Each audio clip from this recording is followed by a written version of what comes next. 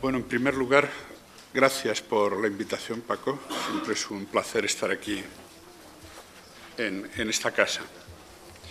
La idea de mi presentación sería hablar de las competencias relacionadas con la empleabilidad de los universitarios y la función de la universidad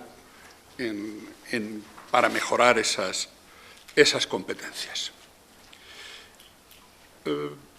Bueno, aunque parezca es un esquema clásico, pero cuando estamos hablando de empleabilidad estamos hablando del binomio, de la conjunción entre los graduados y el puesto de trabajo. Y eso depende de la relación de la oferta-demanda, utilizando términos económicos, que dependen de muchas cosas. Básicamente dependen de la economía global y de la economía local, y esto lo estamos desafortunadamente viendo en estos momentos, que tiene influencia sobre la demografía, que tiene influencia sobre la educación. La economía, evidentemente, afecta a la educación y afecta a la producción de graduados. Pero luego está la otra rama, la tecnología y el desarrollo organizativo, que son los que generan la demanda de empleados. Entonces, es obvio que la educación es una herramienta importante para el desarrollo, para la empleabilidad, pero no solo la educación. Cómo se desarrolla la economía y, sobre todo, en el caso de los universitarios, cómo esa economía absorbe la tecnología o desarrolla modelos organizativos más avanzados, eso permite un mercado, una empleabilidad u otra. Y esto se ve muy claramente en estos resultados. Es evidente que España tiene un mal mercado laboral en general y para los universitarios en especial. Y hay una serie de problemas que son crónicos, llevan años y ha habido épocas de mejora, donde el desempleo ha disminuido, pero otra vez estamos en esa situación. Es un problema grave al que yo no tengo, que le he dado vueltas y no tengo una explicación clara para encontrar por qué tenemos estos problemas. Entonces, aquí, por ejemplo, se achaca a nuestro mercado laboral que tiene algunos defectos, ¿no? La falta de flexibilidad, o es que los trabajadores ganan mucho dinero, cosas de este tipo se dice, ¿no? Hay que flexibilizarlo para que haya más empleo. Bueno, pues este cuadro que tienen aquí, esta tabla, está hecha, es datos del 2006, en plena euforia económica. En plena euforia económica, los graduados españoles, esto es una encuesta hecha a graduados universitarios 5 años después de acabar la carrera. ¿Cómo está? O sea, ya en un periodo donde deberían estar ya bien, empezando a estar bien situados, ¿no? Establemente situados. Fijaros que el nivel de precariedad de los universitarios españoles era el 60%. El 40%, solo el 60% eran estables, pero es con mucho el más bajo de Europa. No sé, los datos de Noruega, por ejemplo, el 85%, más del 85% tienen trabajo permanente 5 años después, pero incluso países como el Reino Unido, por encima del 80%. Es decir, tenemos claramente el sistema más precario de los universitarios europeos. En época de euforia económica, no tenemos datos de qué estamos hablando ahora. Luego, no sé, parece que la flexibilidad no es necesariamente un problema, o por lo menos esto ya aparenta ser un mercado bastante flexible. Pero fijaos este otro dato, también de la misma encuesta del mismo año, 2006. Los universitarios españoles son solo la República, esto está controlado por la paridad del poder adquisitivo, es decir, que son a euros, si fueran euros no sin estar revisados por el PPP, las diferencias son más grandes, ¿no? Pero, bueno, fijaros que estamos en 1.400 euros 5 años después de acabar la carrera, frente a el doble de Alemania. El doble. o de Suiza, ¿no? Países, Noruega, 1.000 euros más que en España. Es decir, son sueldos realmente notablemente más altos. Luego, el problema es que tampoco, ni están en una situación muy estable nuestros universitarios, ni tienen grandes sueldos, tienen sueldos realmente modestos. ¿Cuál es la explicación a esto? ¿Cuál es el problema? Esto es un problema claramente del sector económico, es decir, la economía española en épocas de euforia, no es capaz ni de ofrecer puestos de trabajo a los universitarios realmente estables, ni de pagarles sueldos como se pagan en otros países europeos. ¿Cuál es el problema? Pues posiblemente esa segunda rama del cuadro que ponía al principio, una economía no suficientemente desarrollada tecnológicamente, con no un suficiente desarrollo del nivel organizativo, no absorbe bien a los universitarios, no absorbe bien el talento. O sea, hay una falta de absorción del talento. Para mí sería la conclusión de estos dos cuadros, ¿no? Mal pagados e inestables. Esto puede ser, o principalmente, es culpa de un sistema económico poco evolucionado. Pues dicho, pues no sé, la economía del ladrillo, dicho así en resumen, no proporciona excesivos puestos de trabajo para gente bien formada. Y esa es la realidad. Digo, la realidad en los buenos tiempos. Pero bueno, no quería hablar del sector económico, sino del sector universitario, que es el que me importa porque es sobre el que podemos actuar, sobre el que los universitarios podemos actuar. Así es que vayamos al sector universitario. ¿Qué sucede en el sector universitario? Pues bueno, en ese lado, en el otro lado, es decir, si los universitarios tienen la debida educación, nos plantearemos si tienen las competencias adecuadas. Y entendiendo por competencias lo que se ponía antes me ha precedido en la palabra, ponía en una transparencia el conjunto de conocimientos, habilidades y actitudes. A ese conjunto de tres cosas le llamamos competencias. Bueno, pues en esta encuesta teníamos una lista de competencias, 19 competencias, que unas son de conocimiento, otras son de actitudes y otras son de habilidades.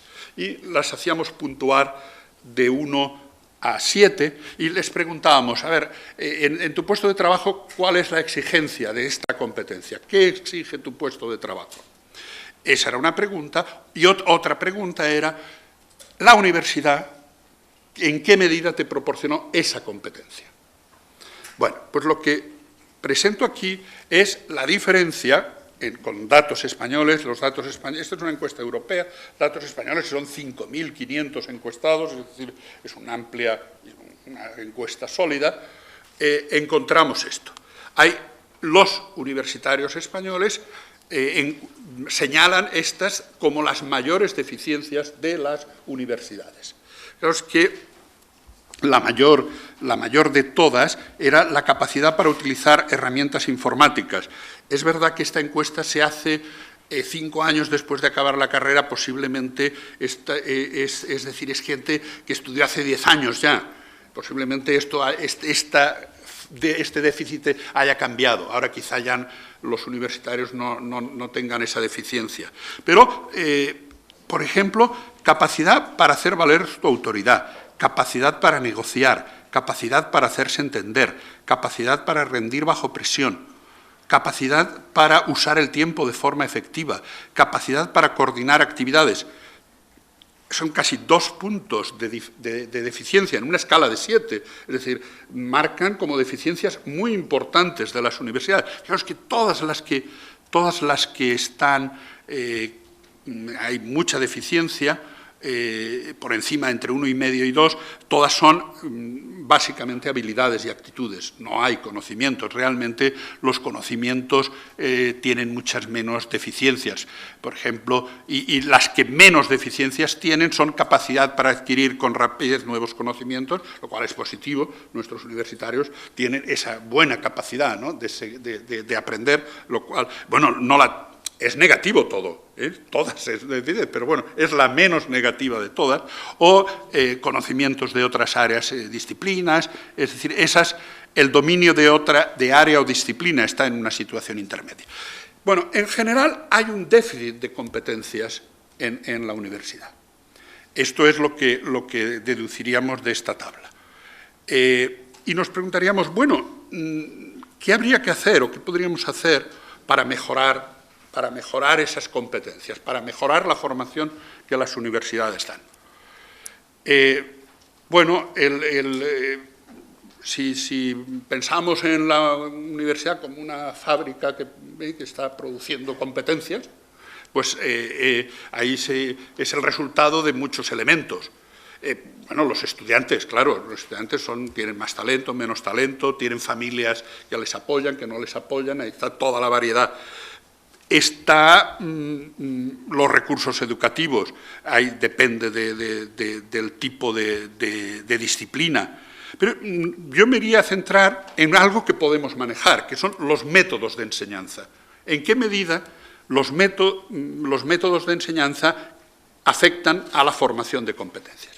Esto lo hemos hecho utilizando un método matemático bastante complejo. Cuando digo lo hemos hecho, lo hacen la gente que trabaja conmigo, ¿no? Yo ya a mis años me aprovecho del trabajo de los colegas que son jóvenes y hacen tesis doctorales y todo esto. Son gente muy buena. Bueno, pero yo también participo, no es que pero hemos hecho este trabajo que a mí me parece un trabajo extraordinario, con méritos fundamentalmente de mis colegas, y por cierto está publicado en el primer número de la revista de Universia, en la revista iberoamericana de educación.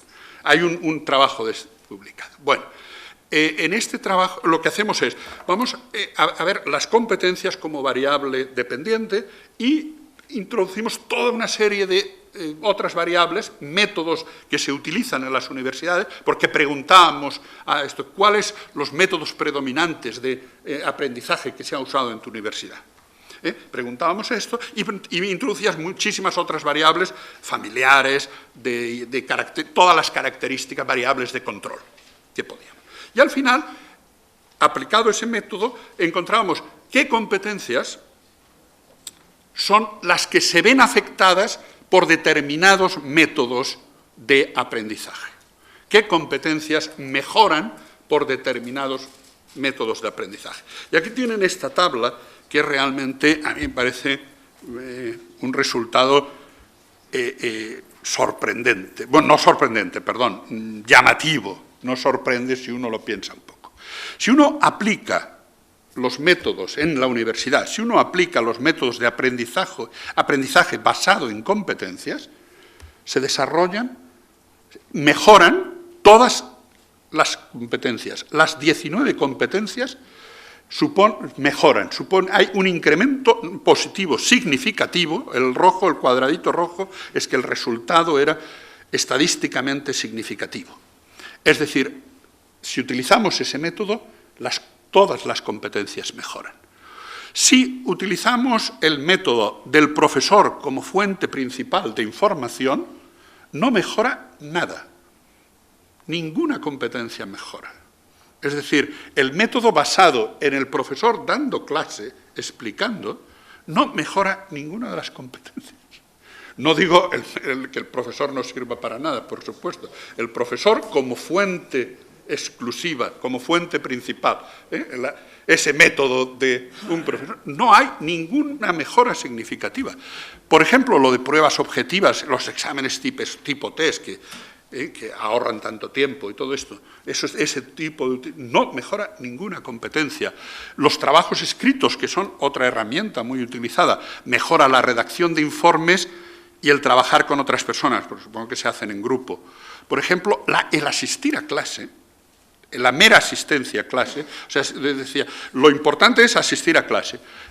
Mejora la capacidad de negociación y el uso efectivo del tiempo. Bueno, pero supongo que ir a clase supone que uno mira el reloj y se ordena para ello. Es decir, mientras que, insisto, aprendizaje basado en problemas, involucrar a los estudiantes en proyectos de investigación, conocimientos prácticos y metodológicos y presentaciones orales mejoran muchísimas, algunos todas las competencias y otros muchísimas. O sea, estamos ante una evidencia clara de que hay métodos pedagógicos, métodos de aprendizaje que ayudan a mejorar y otros que no son útiles. Pero claro, por ejemplo, veamos qué se utiliza en la Universidad Española. ¿Cuáles son los métodos de aprendizaje más utilizados? El más utilizado es teorías y paradigmas, que no influye en la mejora de las competencias. No estaban todas, por achicar un poco la tabla he quitado algunas centrales, pero no está entre las mejores. El profesor como principal fuente de información, que ya hemos visto que no sirve para nada. Ese es el segundo método más utilizado en la Universidad Española de los años 90 y principios del 2000. Afortunadamente, el proceso de Bolonia y todo lo que esto... Espero que esté cambiando esto, estoy seguro que lo está cambiando. Pero es decir, el método, nuestro método tradicional, trabajos escritos, asistencia a clase, es decir, los métodos centrales de nuestro sistema educativo, de nuestro modelo educativo tradicional, no mejoran las competencias que son necesarias para la empleabilidad. Y quería poner algunas en que eso se ve incluso, las que están en rojo, que son de alguna manera las competencias más relacionadas con la innovación, con la capacidad innovadora. Cómo esas están claramente relacionadas con métodos educativos determinados, muy claramente. Todas están, pero esas están muy claramente. Y quisiera acabar con algo que me ha surgido, otro estudio que hemos hecho, y que me ha surgido viendo esa lista de cualidades de los emprendedores.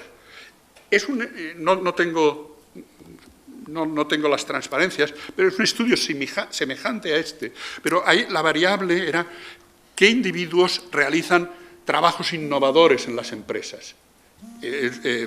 Declaran que realizan innovación. Y entonces lo relacionábamos con las competencias que esos individuos tienen y otro conjunto de características.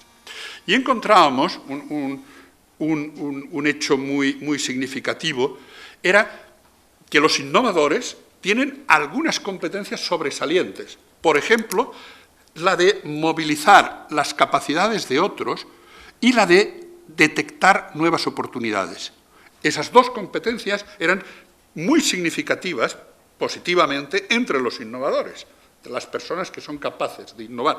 Pero había también competencias que son negativas, es decir, que los innovadores no tienen.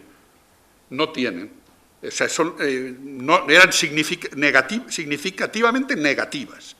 Y es muy curioso porque era uso efectivo del tiempo, capacidad negociadora y trabajo en equipo.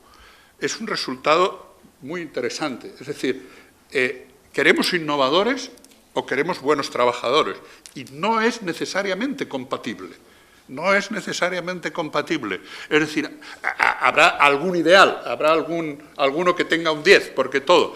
Pero los innovadores son individualistas, no son desordenados y poco diplomáticos.